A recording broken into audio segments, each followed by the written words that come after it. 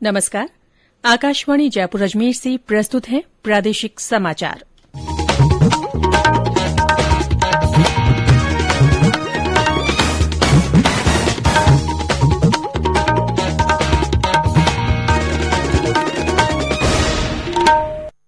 मुख्य समाचार। प्रधानमंत्री नरेंद्र मोदी आज 35 फसलों की विशेष किस्म राष्ट्र को करेंगे समर्पित। उपराष्ट्रपति एम वेंकैया नायडू प्रदेश के 5 दिवसीय दौरे के तहत आज जोधपुर में विभिन्न कार्यक्रमों में करेंगे शिरकत। राज्य में 65% से ज्यादा लोगों ने ली कोविड टीके की पहली खुराक, 25% से ज्यादा का संपूर्ण टीकाकरण। और शहीद भगत सिंह की जयंती पर आज पूरा देश कर रहा है उन्हें नमन।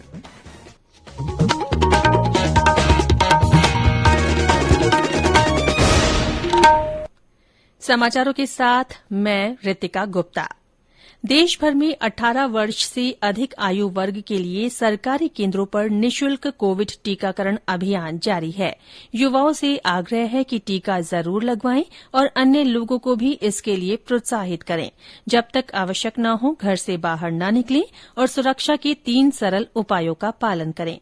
मास्क लगाएं, 2 गज की सुरक्षित दूरी बनाए रखें, हाथ और चेहरा साफ रखें। और अब समाचार विस्तार से। प्रधानमंत्री नरेंद्र मोदी आज 35 फसलों की विशेष किस्म राष्ट्र को समर्पित करेंगे। ये कार्यक्रम आईसीएआर संस्थानों, राज्य और केंद्रीय कृषि विश्वविद्यालयों और कृषि विज्ञान केंद्रों द्वारा वर्चुअल रूप से आयोजित किया जाएगा। कार्यक्रम के दौरान प्रधानमंत्री national institute of biotic stress tolerance Raipur के नवनिर्मित परिसर को भी राष्ट्र को समर्पित करेंगे। आवास और शहरी मामलों के मंत्री हरदीप सिंह पुरी ने कल नई दिल्ली में स्वच्छ सर्वेक्षण के 7वें संस्करण का शुभारंभ किया। इसका उद्देश्य शहरों द्वारा फ्रंटलाइन स्वच्छता कर्मियों का समग्र कल्याण करना है। इस अवसर पर श्री पुरी ने बताया कि प्रधानमंत्री नरेंद्र मोदी 1 अक्टूबर को स्वच्छ भारत मिशन और अमृत महोत्सव के दूसरे चरण की शुरूआत करेंगे। उपराष्ट्रपति एम वेंकैया नायडू आज आईआईटी जोधपुर में Jodhpur city knowledge and innovation cluster का शुभारंभ करेंगे।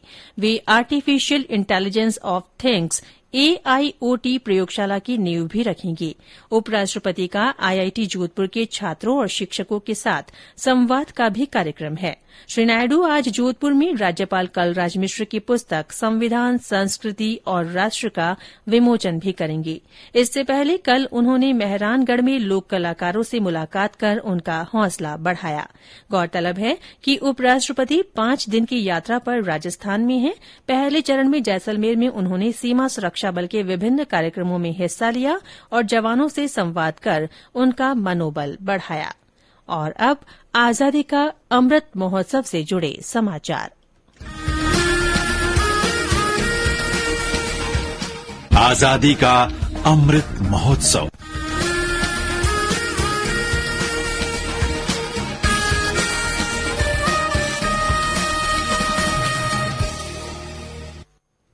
आकाशवाणी जयपुर के समाचार विभाग की ओर से अमृत महोत्सव के तहत चलाई जा रही प्रश्नोत्तरी प्रतियोगिता में प्रदेश के विभिन्न क्षेत्रों से श्रोता बढ़ चढ़कर भाग ले रहे हैं। अब तक 14 प्रश्न पूछे जा चुके हैं। प्रतियोगिता का 15वां और आज का प्रश्न है, आजादी की लड़ाई में भाग लेने वाले प्रदेश के उस सपूत का नाम बताइए जिन्होंने रूस की लाल सेना में भर्ती होकर क्रांति की शिक्षा ली और बाद में मिस्र और काहिरा में रहकर भारतीय समाचार पत्रों का प्रतिनिधित्व किया। प्रश्न एक बार फिर से सुन लीजिए।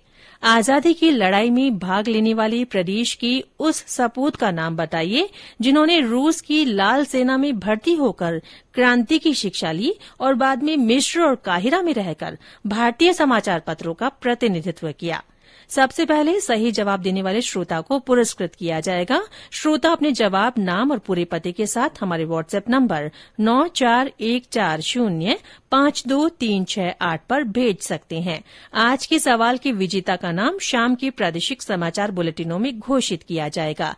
गौरतलब है कि प्रतियोगिता से जुड़े प्रश्न हर मंगलवार और शुक्रवार को सुबह 9 बजे के प्रादेशिक समाचार बुलेटिन में पूछे जाते हैं।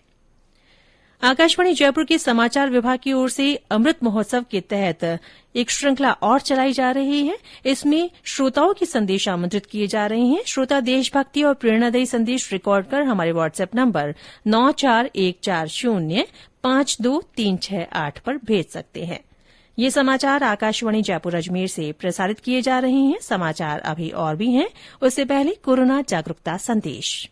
चलो मिलकर एक शुरुआत करें, चलो एक फैसला आज करें, मास्क नहीं तो टोकेंगे, कोरोना को रोकेंगे, चलो एक इरादा करते हैं, चलो कुछ वादा करते हैं, मास्क नहीं तो टोकेंगे, कोरोना को रोकेंगे।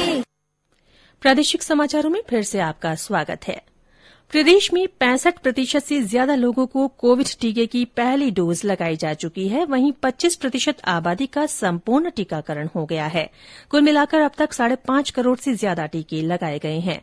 कल 1,44,507 लोगों का टीकाकरण किया गया। वहीं देश में 87 करोड़ से अधिक कोविड टीकाकरण हो चुका है। कल एक बार फिर 1 करोड़ से अधिक टीके लगाए गए। प्रदेश में कोरोना के नए मामलों में उतार चढ़ाव का सिलसिला बना हुआ है। कल 6 जिलों में संक्रमण के 13 नए मामले सामने आए। 27 जिलों में कोई नया रोगी नहीं मिला। जयपुर जिले में 5, जोधपुर में 4, अजमेर, धौलपुर, झालावाड़ और झुंझुनू में एक व्यक्ति में संक्रमण की पुष्टि हुई। कल इस बीमारी से 4 और रोगी ठीक हुए। सक्रिय मामले 86 हो गए हैं।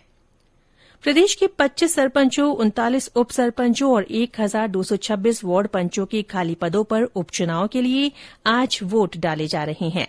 सुबह 8 बजे से शुरू हुआ मतदान शाम 5 बजे तक चलेगा। मतदान समाप्ति के तुरंत बाद मतगणना होगी। उप सरपंच का चुनाव कल किया जाएगा। सरपंच पद के उपचुनाव ईवीएम के माध्यम से और वार्ड पंचों के मतपत्रों के माध्यम से करवाए जा रहे हैं। देश विदेश में प्रसिद्ध अलवर के लाल प्याज को इन दिनों फसल में लगे एंथ्रेक्नोज रोग से नुकसान हो रहा है।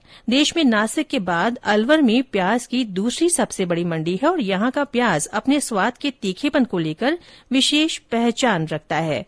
पेश है एक रिपोर्ट।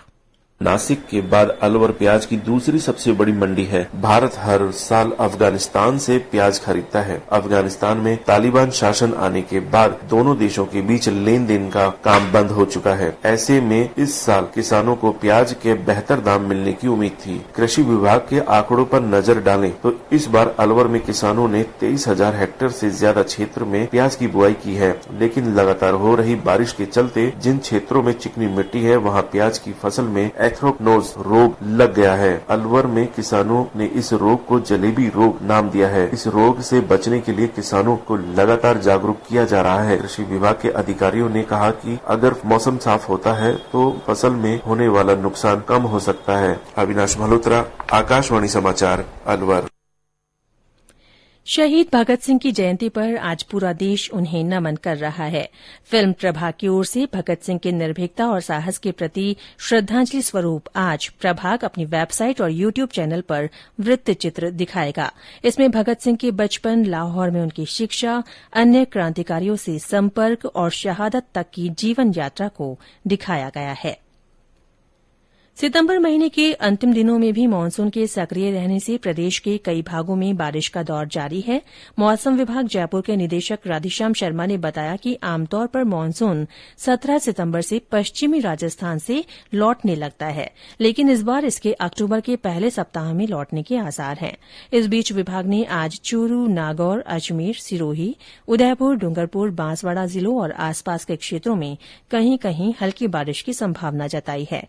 इस अवधि के दौरान उदयपुर जिले में कहीं कहीं तेज बारिश की भी संभावना है। और अंत में मुख्य समाचार एक बार फिर। प्रधानमंत्री नरेंद्र मोदी आज 35 फसलों की विशेष किस्म राष्ट्र को समर्पित करेंगे। उपराष्ट्रपति एम वेंकैया नायडू प्रदेश के 5 दिवसीय दौरे के तहत आज जोधपुर में विभिन्न कार्यक्रमों में शिरकत करेंगे। राज्य में 65% से ज्यादा लोगों ने कोविड टीके की पहली खुराक ले ली है। 25% से ज्यादा का संपूर्ण टीकाकरण हो चुका है। और शहीद भगत सिंह की जयंती पर आज पूरा देश उन्हें नमन कर रहा है। इसी के साथ प्रादेशिक समाचार बुलेटिन समाप्त हुआ। हमारा अगला बुलेटिन हिन्दी में दोपहर 12:30 बजे प्रसारित होगा। नमस्कार।